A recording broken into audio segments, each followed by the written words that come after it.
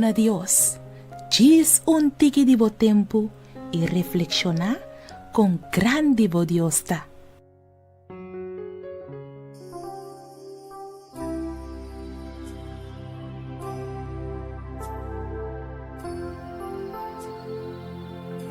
Palabra de Deus está vista em Mateus 4, versículo 10.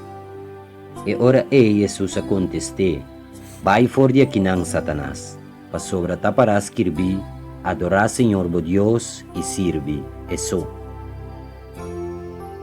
Laga-nos reza, Eterno Senhor, para escrever, para adorar Deus. Dona-me coragem para enfrentar Satanás que está para escrever, em vez de ir a uma conversação com Satanás. Abre minha mente para me por memorizar a palavra fora de memória. O Tata, laga a palavra preparar-me para enfrentar o malvado. Dor de bisa na voz alto que está para escrever, adorar Deus. Ora inimigo pone turgente contra mim. Laga kumi por abrir minha boca e bisa. Tá para escrever em Romano nang 8:31. Kikolo mi bisa di ekos nang akin to. Si Dios tá para mim, quem importa contra mim? Ora ko inimigo planta medo de meu coração, assim mi bisa na voz alto. Tá para escrever em Deuteronômio 31:6. Seja fuerte e tenha coragem. Não tenha medo, ni tembla panang.